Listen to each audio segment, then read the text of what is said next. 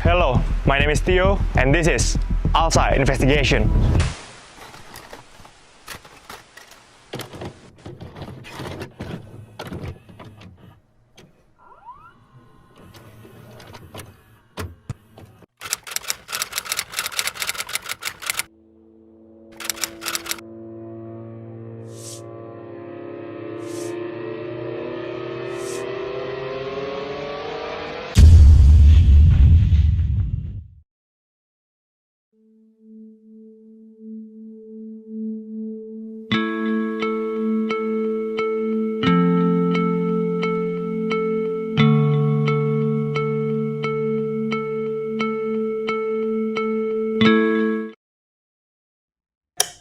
Alsa Investigation kali ini akan mewawancarai salah satu mahasiswa dari Fakultas Hukum Universitas Brawijaya. Kalau menurut aku sendiri ya, kekerasan seksual itu bisa disebut sebagai suatu perbuatan yang bisa bersifat menghina atau merendahkan atau melecehkan yang merujuk kepada fisik seseorang atau fungsi reproduksi seseorang, dan tentunya dapat menyebabkan akibat baik secara fisik maupun secara psikis.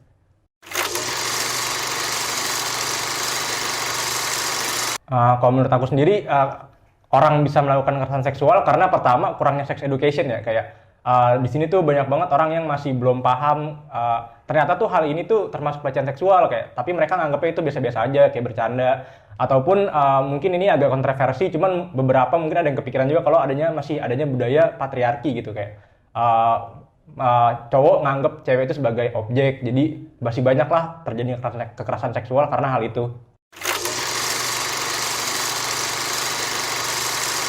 Kalau nggak sendiri sih belum pernah ya, dan di UB sendiri belum pernah. Cuman kalau dengar-dengar atau baca berita sebenarnya sering. Tanggapan saya sih sebenarnya kurang pantas aja ya, karena kan kampus ini dianggap sebagai tempat kita belajar, tempat kita berproses, dan tempat lahirnya pendidikan gitu, edukasi. Jadi kalau bisa harusnya kampus dijadikan tempat kita berkembang dengan nyaman dan aman gitu. Kan sesuai kayak Kemendikbud di sendiri pernah bilang kalau PTN khususnya itu harus dijadikan sebagai tempat yang paling aman bagi setiap orang, baik itu mahasiswa maupun tenaga pengajar, untuk dapat berkembang secara aman dan nyaman gitu.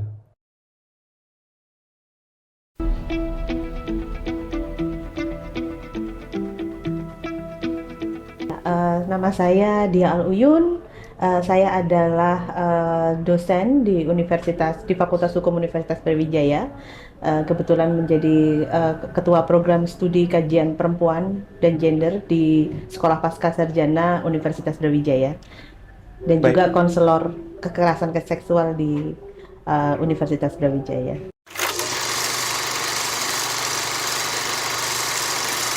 Ya, sebenarnya untuk mencegah kekerasan seksual kita harus mengenal dulu apa itu kekerasan seksual begitu. Intinya yang paling sederhana adalah kita tidak memperlakukan sesuatu kepada orang lain yang kita sendiri tidak nyaman untuk diperlakukan demikian gitu ya. Kita tidak memanggil orang lain itu dengan sebutan-sebutan yang seksis gitu ya. Kalau kita sendiri juga tidak nyaman dengan sebutan-sebutan itu, kita tidak mencolek-colek orang sembarangan gitu, karena kita sendiri kalau dibegitukan belum tentu kita merasa nyaman gitu. Jadi itu semua berawal dari bagaimana kita bisa meletakkan manusia, memanusiakan manusia itu sesuai dengan harkat dan martabatnya.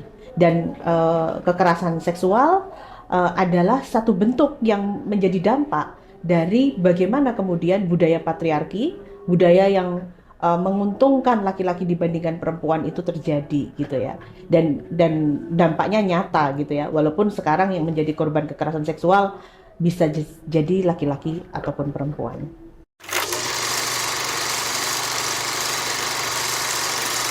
Ya, saat ini Universitas Brawijaya sebenarnya sedang melakukan penataan ya, setahu saya untuk proses gitu ya. Setahu saya saat ini sedang menggagas tim Satgas gitu ya. Tim Satgas Permendikbud Dikti nomor 31 tahun 2021 gitu ya, sesuai dengan Permendikbud Dikti. Saat ini sudah sampai tahap penentuan Satgas gitu ya.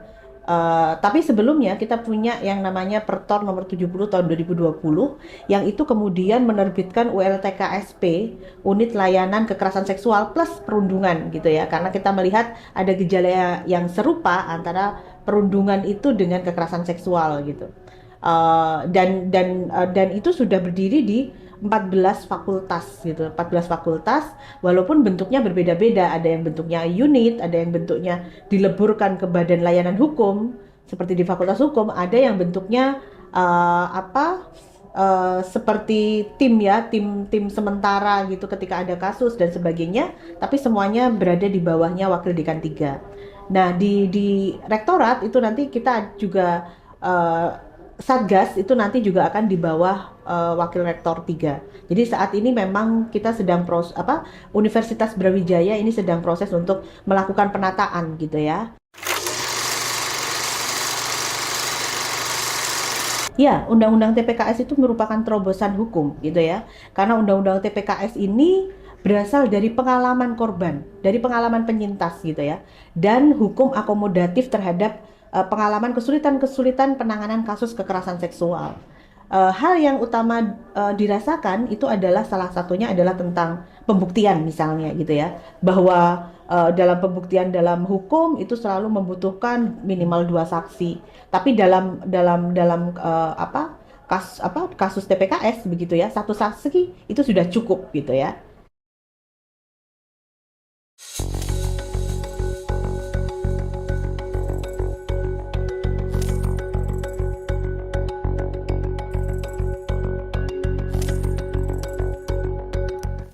Saat ini saya sedang bersama Bapak Imade Riyandika Kartika selaku Ketua DPRD Kota Malang periode 2019-2024. Dan pada kesempatan kali ini kita akan membahas tentang kekerasan seksual yang ada di Kota Malang.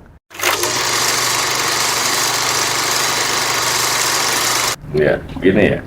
Kalau kekerasan seksual itu fenomena yang terjadi itu kan terkait dengan nama baik.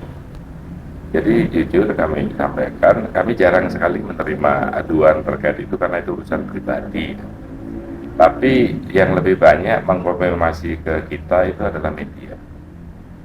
Di mana kekerasan seksual kalau yang kita ketahui itu kan setelah ada aduan, kemudian baru ada tindakan. Sebenarnya kan pada saat undang-undang kekerasan Perda tentang itu sebenarnya sudah ada di Kota Malang mulai tahun 2015, di mana tidak harus delik aduan gitu. Masyarakat yang mengetahui adanya kekerasan seksual atau kemudian ada perlakuan KDRT itu kan bisa melaporkan. Pada saat saya menjadi RW itu sering saya sosialisasikan ke masyarakat sama di lingkungan saya. Jadi sebenarnya kan hanya ketidaktahuan saja ya. Beberapa orang merasa dia mendidik istrinya, melakukan KDRT itu bagian dari haknya suami lah terhadap istri. Tapi dia lupa bahwa di situ ada pelanggaran hukum. Setelah kita berikan pemahaman, rata-rata mereka menyadari kok. Dan semua masyarakat Indonesia itu takutnya sama hukum, kan gitu. Nah, terkait dengan aspirasi kekerasan seksual disampaikan ke Dewan, sampai 3 tahun saya menjabat ini belum ada laporan terkait itu.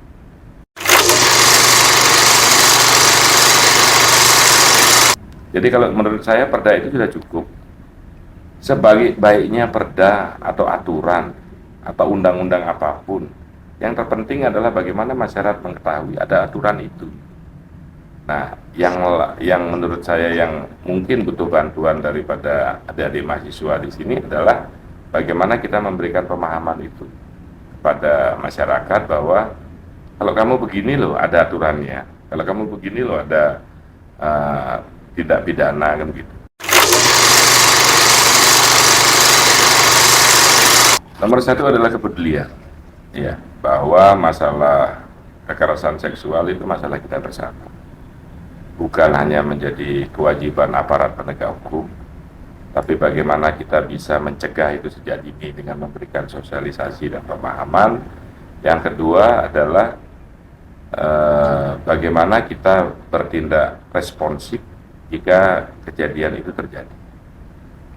Saya selaku pimpinan daerah di Kota Malang di sini berharap bahwa kami 45 orang dewan ini menjadi garda terdepan dalam sosialisasi itu. Satu. Kedua, menurut saya ya kekerasan seksual ini adalah kejahatan yang tidak cukup hanya pelakunya itu dihukum terus selesai, tapi ada akibat masalah yang merupakan trauma seumur hidup. Jadi menurut saya ini sudah kejahatan luar biasa, bukan hanya kejahatan biasa, karena dampaknya kalau orang kecurian hilang sudah, ya ada rezeki beli lagi. Tapi kalau orang mengalami kekerasan seksual, traumanya itu akan seumur hidup. Nah inilah yang menjadi kasus ini kasus luar biasa menurut saya, sehingga jika ada terjadi kekerasan seksual pada perempuan atau pada anak, ini sanksinya harus berat.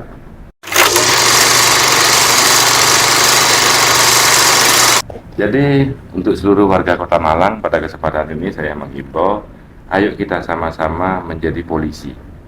Polisi dalam hal pengawasan, penindakan langsung, jangan menunggu sampai korban itu lapor. Kita harus responsif, pemerintah dan aparat hukum punya keterbatasan personil, punya keterbatasan informasi, tapi antar masyarakat ini yang dengan budaya gotong royong yang bisa lebih menguatkan itu semua. Ayo perangi kekerasan seksual, karena akibatnya seumur hidup korban ini akan traumatik ya, dan ini jangan sampai terjadi di Kota Malang. Mari kita jaga kenyamanan Kota Malang ini, mari kita jaga tingkat kebahagiaan itu supaya tinggi di Kota Malang. Karena apa? Karena cinta tanah air harus kita mulai dari tempat kita tinggal, tempat kita nyaman, di lingkungan sekitar kita. Mulailah dengan rumah tangga masing-masing, jangan ada kekerasan KDRT di dalam rumah tangga. Kalau dari rumah tangga yang harmonis, itu akan membentuk perilaku. Nah dari perilaku itu saya rasa akan berdampak domino terhadap bagaimana mereka bergaul di masyarakat. Jika ditemui ada kekerasan seksual atau KDRT di sekitarnya, segera tanggap, lapor ke aparat penegak hukum, dalam hal ini di Polresta Malang Kota yang sudah punya aplikasi Jogo Malang, segera diunduh itu saja, kemudian pasti nanti akan segera ditindaklanjuti. Dan saya selaku Ketua DPRD Kota Malang dalam hal ini silakan menyampaikan, pasti akan kami jaga kerahasiaan pelapor dan segera akan kami tindaklanjuti kalau sudah urusan kekerasan seksual adalah aparat penegak hukum. Kami tidak akan mungkin bisa mendamaikan dan lain-lain, itu harus ditindak tegas menurut hukum yang berlaku supaya ada efek jerah, dan kekerasan seksual di Kota Malang kalau bisa zero. Tidak ada hal-hal seperti itu.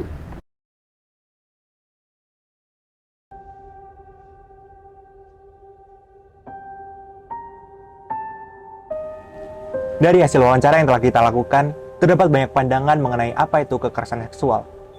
Tapi kita sepakat satu hal, bahwa kekerasan seksual merupakan hal yang naas dan tidak patut terjadi kepada siapapun, dimanapun, dan kapanpun. Dengan adanya video investigasi dokumenter ini, besar harapan kami untuk mengedukasi masyarakat maupun korban bahwa kekerasan seksual merupakan musuh yang harus kita lawan bersama.